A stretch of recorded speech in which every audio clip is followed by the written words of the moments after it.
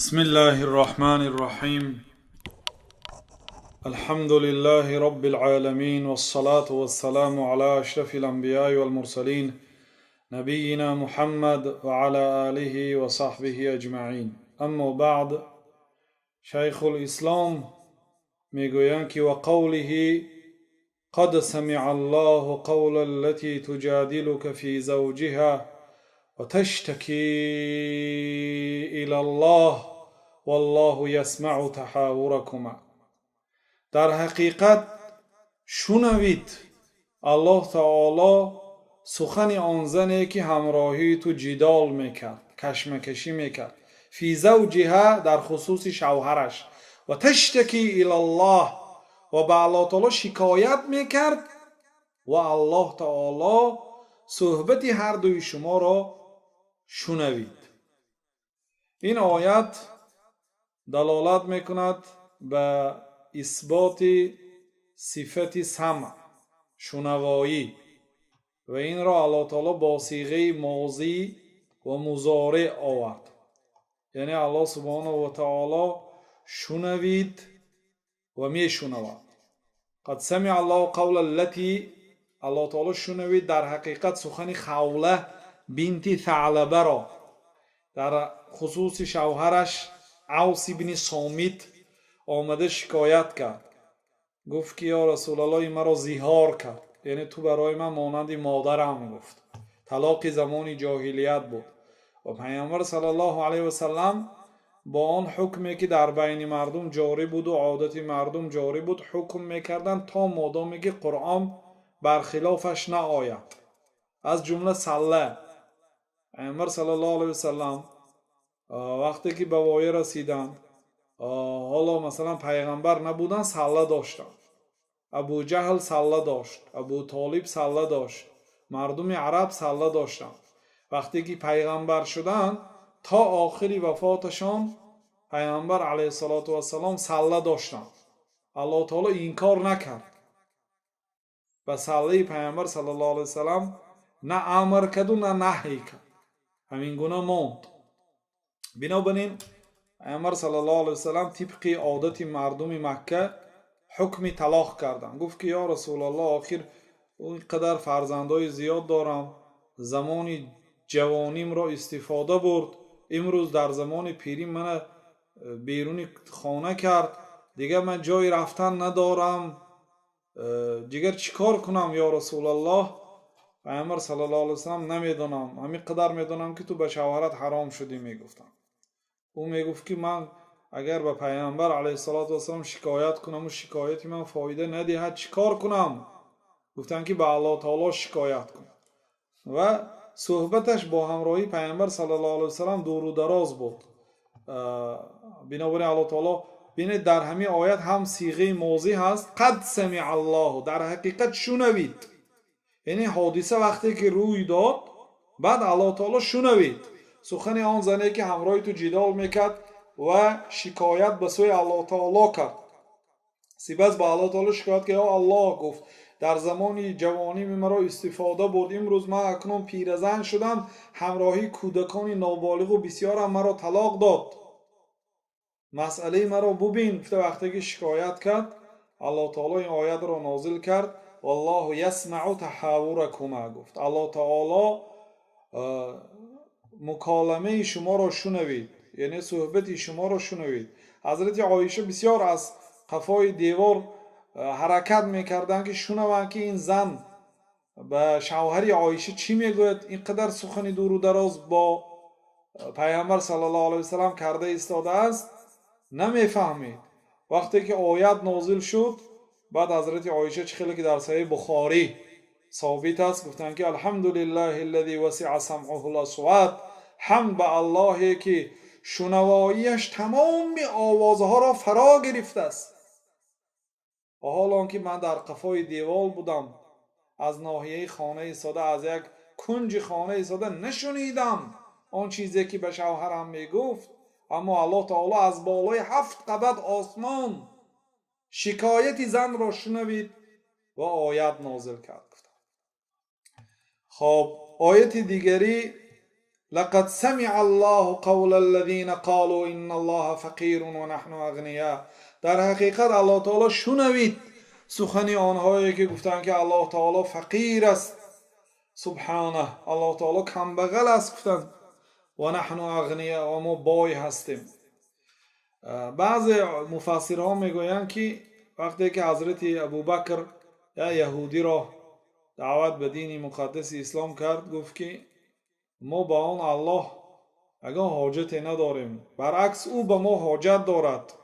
نمیبینی که او از ما قرض پرسیده ایستاده است؟ ما از او بایتر هستیم، او از ما قرض پرسیده ایستاده است. گفت بعضی علما گفتند که برای همین نازل شد. و یک شیخی را دیده بودیم در مکه و در دیگر کشورهای هم چند مراتبه هم نشست شدیم. متخصص به جن بود و واقعا در حضور ما و در بسیار دربارش معلومات داریم که چندین جن ها اسلام قبول کردگی است در دست همین شیخ از اهل مکه و بسیار جن ها رو به قتل هم رساندگی هست، یعنی با قرائت سوره فاتحه و فلق و ناس. واقعا متمکن بود و یک ثبتی صدا بود وقتی که به شیخ یا بیمار زنک زنگ میزند، وقتی که شیخ مثلا جواب میگرداند الکی زن بیهوش میشد و جن گپ میزند. این نامش صرع میگن، بیهوش شدن بیمار رو با زبان بیمار جن گپ میزند اگر مشاهده کرده باشه. با همین آواز جن تلفن شیخ ثبت کردگی است، به ما مونده دادن، گوش کردیم. سبحان الله، یا جنی که 5000 ساله جن، یعنی جن ها عمری دراز میبینن نسبت انسان ها. حتی ابلیس من از زمان آدم زنده بود تا حاضر زنده است و تا قیامت زنده است. بعد همین جن صحبت های همین جن برای ما مونده دادن، صداش گوش کردیم. سبحان الله، با شیخ جدال میکند. بعد همینجا میگوید که تو کی هستی؟ میگوید که من نصیحت میکنی؟ میگوید شیخه. میگوید شیخ من، میگوید هیچ کسی نیستم، من یک مسلمان هستم، وظیفه مو امر معروف نهی منکر، بنده های الله تعالی را ترسانیدن از دوزخ، دعوت به جنت. خلاصه بعد میگوید که من میشناسی من کی هستم؟ همین جن میگوید من، میگوید شخصیتی هستم که فلان میلیون شخصیت ها را کافر کردگی هستم. من یک جنی هستم که هر روز چندین انسان ها را به کفر میبرم، یعنی به نزد سحرگر میبرد، به عمل سحر ترغیب میکند دیگر و دیگر. همین عملهای کفر و عملهای بسیار بزرگش رو ذکر میکرد. از جمله عملهایش همین که من، میگوید، همراهی همون یهودانه که ان الله فقیر و نحن اغنیا گفته بودن، من همونجا بودم. میگوید من هم گفتگی هستم. میگوید یعنی یکی از سخنهاش، یعنی همین قولی که الله تعالی در قرآن میگوید که ان الله فقیر و نحن اغنیا، این من در نظر دارد. میگه یعنی من در همون گروه بودم. میگه و من 5000 سال این جانب با الله بزرگ مبارزه برده ایستادم و من فخر میکنم که با این قدر ذات قهار جبار، با این قدر ذات عظیم کبیر متکبر، من این قدر سالها 5000 سال این جانب مبارزه برده ایستادم، با همین من فخر میکنم.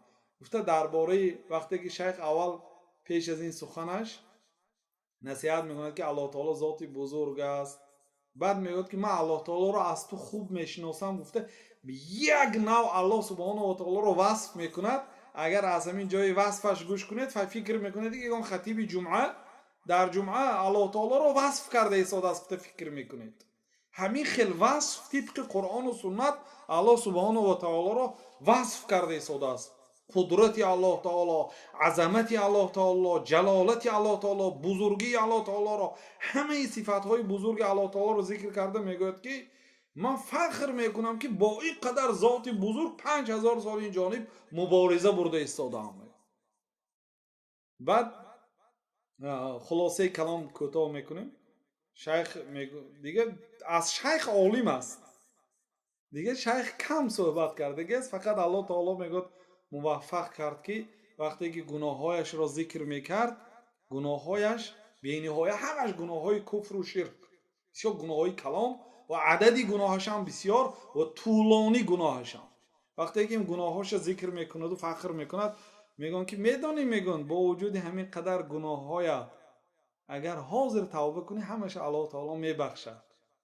گویان جین گریه میکند، همین گریه میکنه، میگه سبحان الله، این میگه الله خیلی هم ذات خوب است، ذات بزرگ است که همین قدر گناه با یک دهن راست میگویی توبه کنم میبخشد، لیکن من توبه نمیکنم، من میخوام که الله تعالی مرا به دوزخ درآورد. میگه خلاصه همین جین اسلام نمیبرد.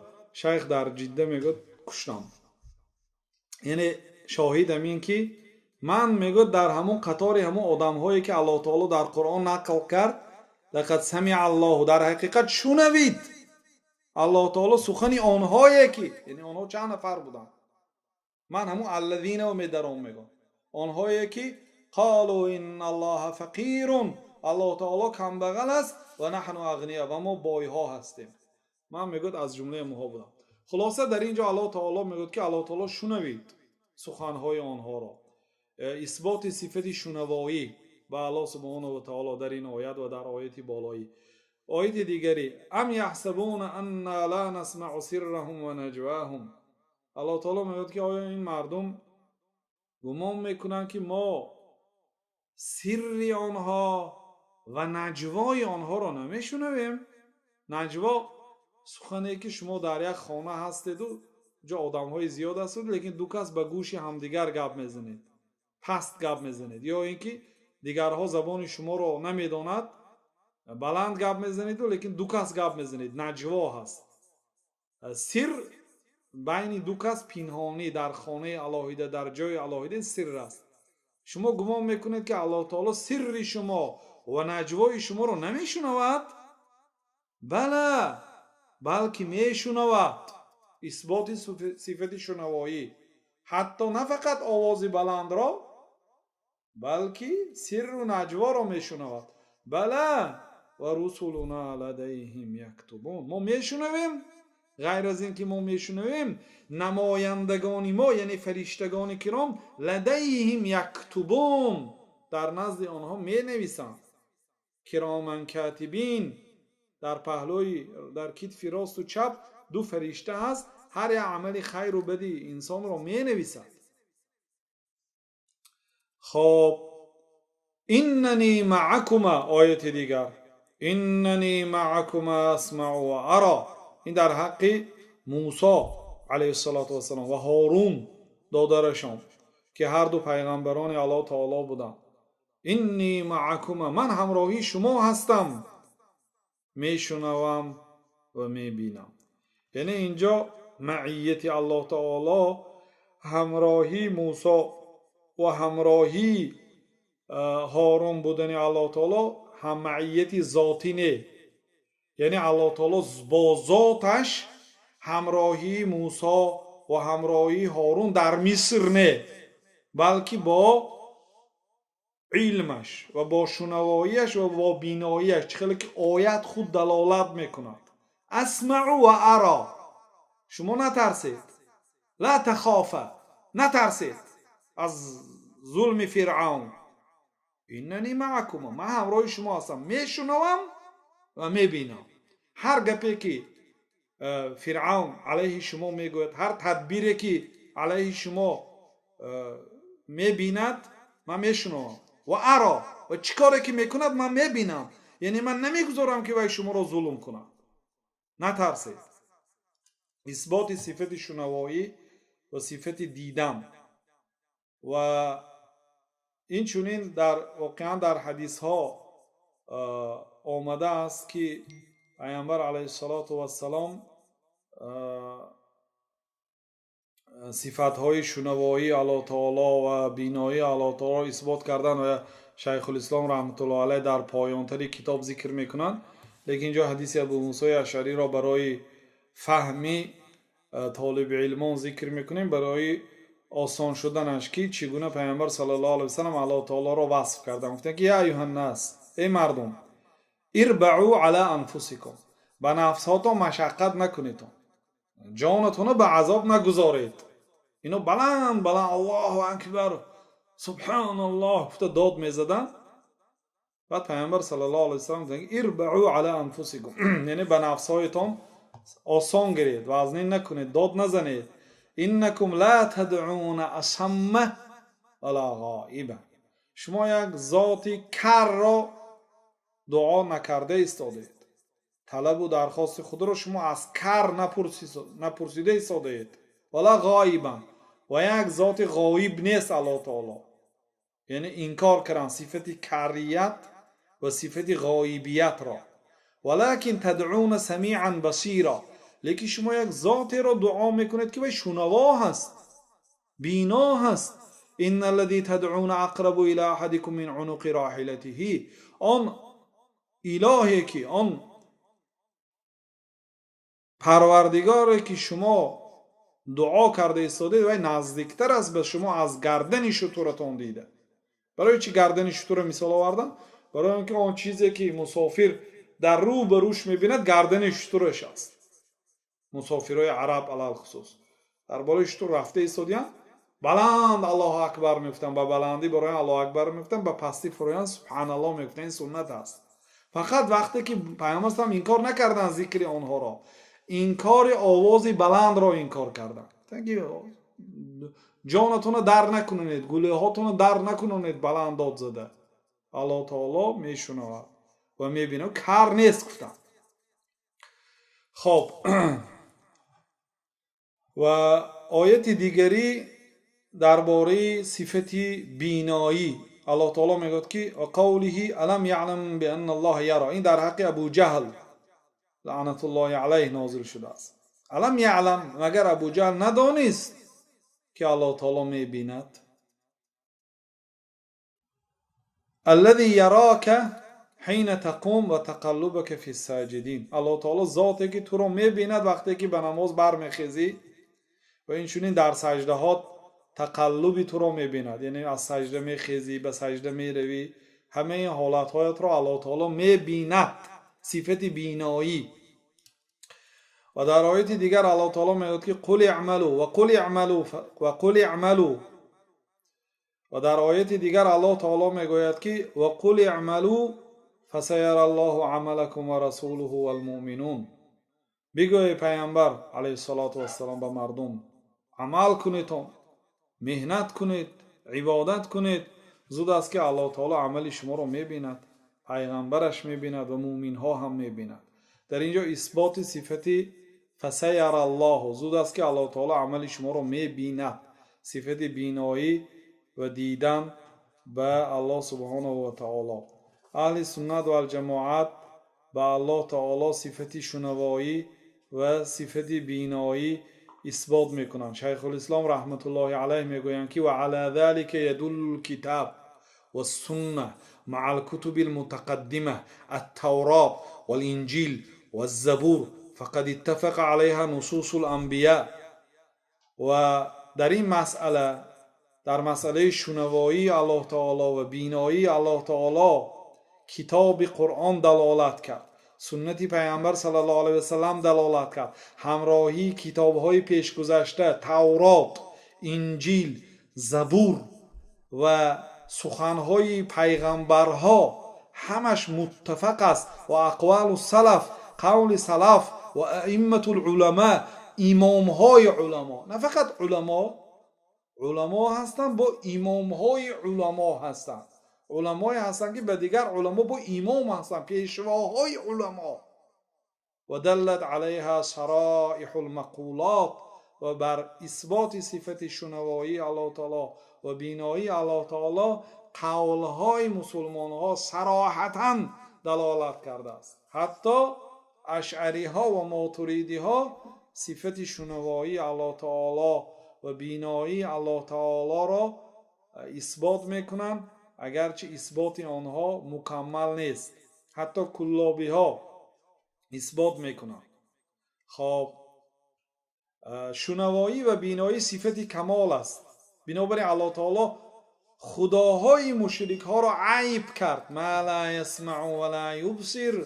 برای چی شما یک خداهای باطل را پرستش میکنید که آنها نمیشنود نمیبیند؟ گفت یعنی عیب کرد آن خداها را. برای چی شما اینها را عبادت میکنید؟ در چندین جایهای قرآن کریم الله تعالی عیب کرده است که این خداها نمیبیند نمیشنود. مفهومش چی است؟ مفهومش این است که الله تعالی میشنود و میبیند. خب این درباره صفت شنوایی و صفت بینایی الله تعالی است. همین قدر کفایه است برادر، یا دوامش گیریم؟ یک صحیفه دیگر، 3 آیات. یا نفر. خب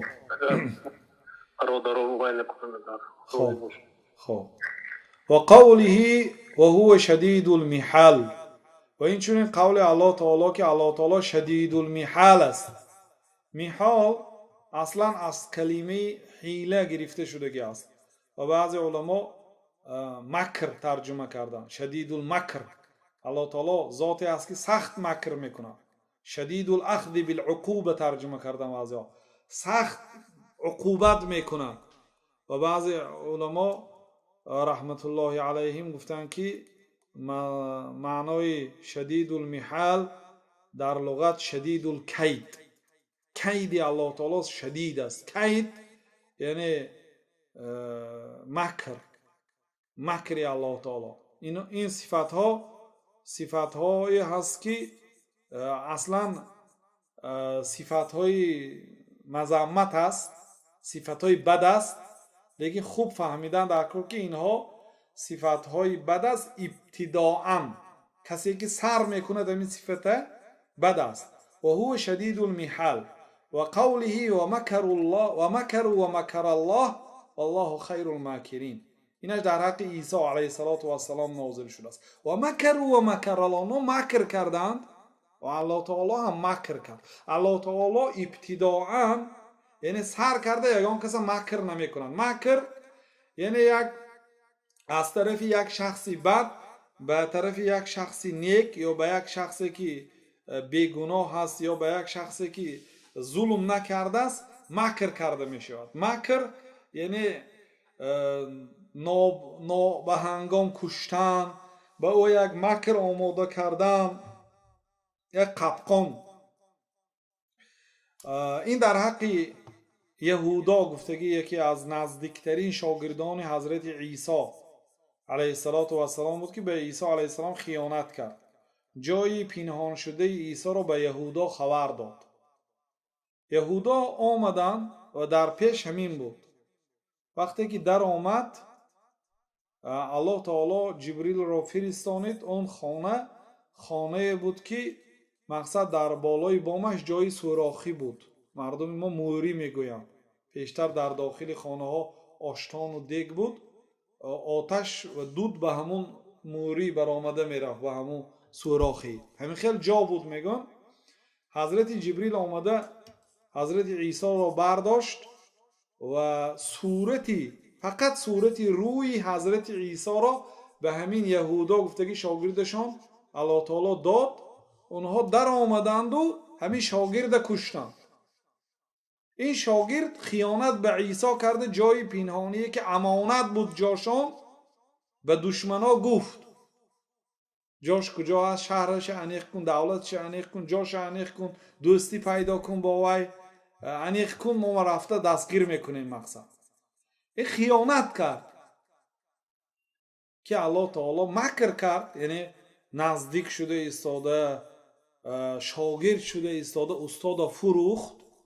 الله تعالی هم خیال کرد که همون طرفدارانش خودش به قتل رسانید. و مکر کرد و الله تعالی هم مکر کرد. والله خیر الماکرین. الله تعالی بهترین مکر کننده است. بنابراین الله تعالی بدترین مکر کننده نه. بنابراین الله تعالی را خالی گفته نمیشد. مطلق الله تعالی مکر کننده گفته نمیشه. این صفت الله تعالی نیست. فقط کسی اگر مکر کند بعد الله تعالی مکری خودش که خودش به هلاکت میرساند که این دلالت این صفت کمال است. خب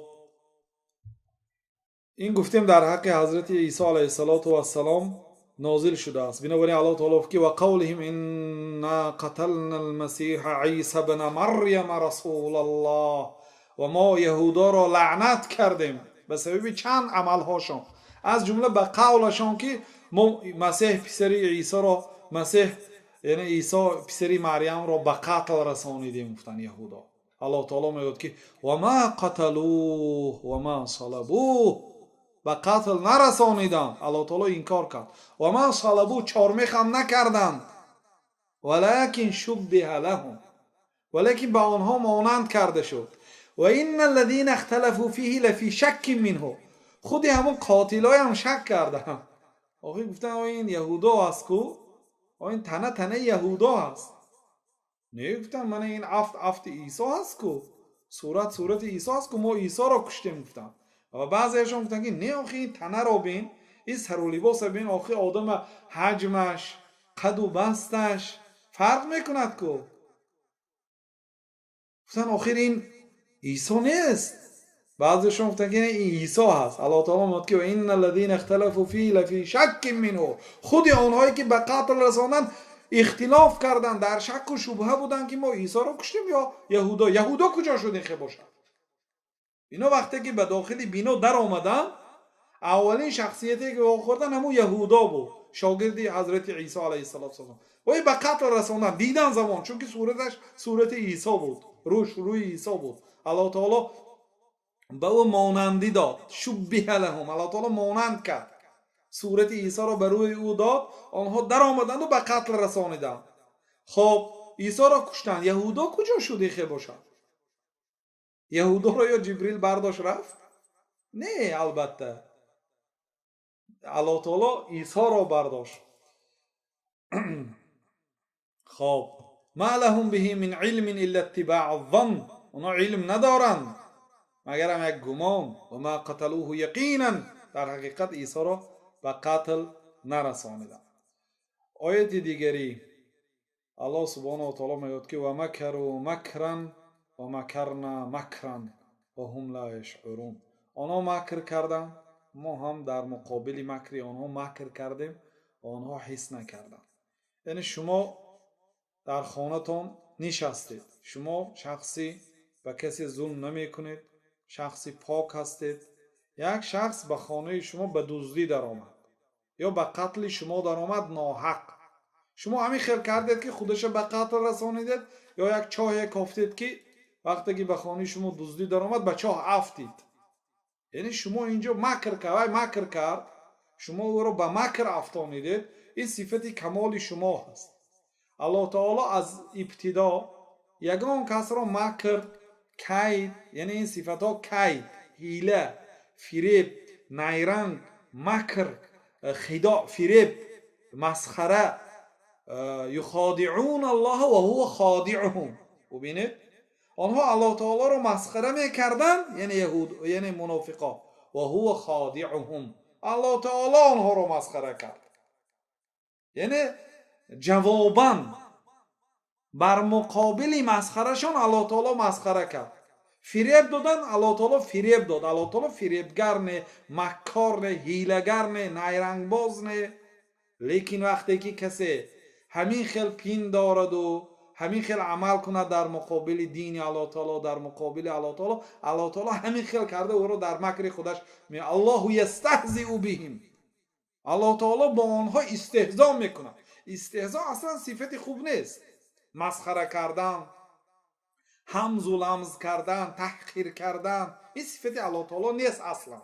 لیکن وقتی که آنها استهزا کردن، الله تعالی آنها را استهزا کرد جواباً، و این صفت کمال حساب میشد. میگن انهم یکیدون کیدا و اکید کیدا، آنها کید میکردن، من هم در مقابل کید آنها کید کردم.